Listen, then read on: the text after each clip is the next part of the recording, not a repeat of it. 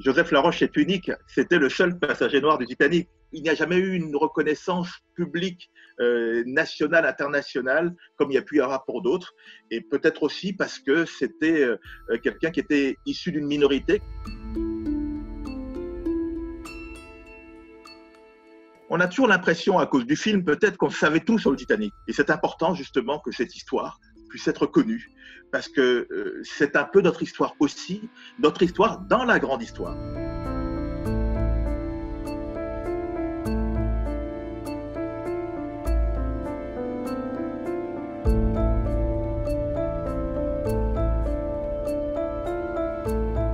Joseph Laroche faisait partie de cette vague afro-antillaise qui s'est retrouvée donc en France dans ces années-là. Il a notamment tracé la ligne qui va de la porte de la Chapelle à la porte de Versailles.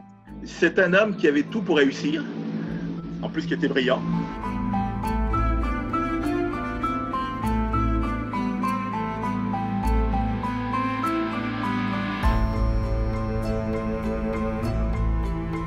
À cette époque en France, on vit des moments difficiles avec les eaux humains, avec toutes les attractions et tout le racisme qu'il peut y avoir donc, autour des Noirs. Et donc pour Joseph, ça devient intenable. Il n'a plus de travail, il veut subvenir aux besoins de sa famille et donc il arrive à convaincre sa femme qu'il faut partir.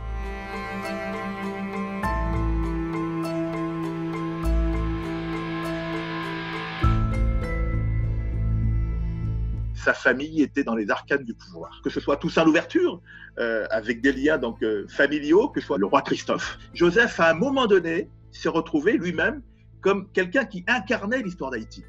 Et donc, c'est parce qu'il a voulu rentrer pour pouvoir travailler pour son pays, il est rentré sur le Titanic.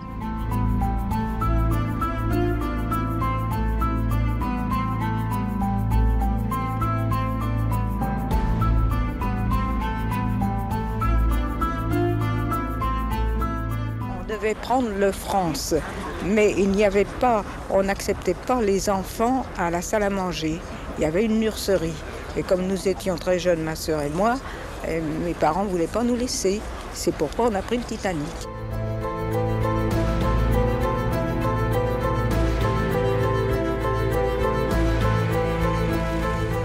Ce qui est rare quand même déjà de voir un noir sur un tel paquebot, mais de le voir en plus voyager en deuxième classe. Donc il voyage dans des conditions luxueuses que l'on sait de ce paquebot. Et donc c'est un voyage qui se passe admirablement bien au départ.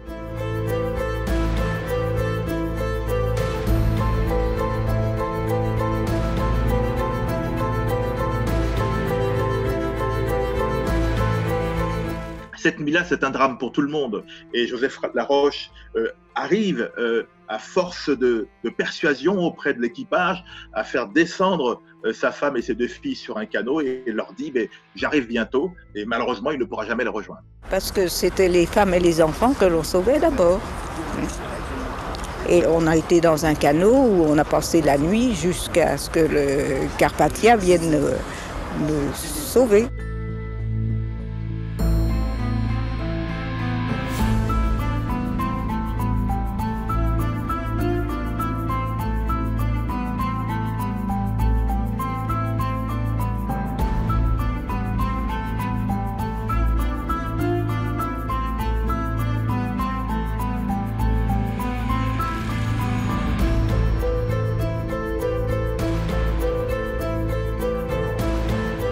C'était touchant parce que, quelque part, ça réhabilitait un tout petit peu la mémoire de cet homme qu'on avait oublié. C'est un homme qui a une vie extraordinaire, mais qui est passé inaperçu à cause de ce drame.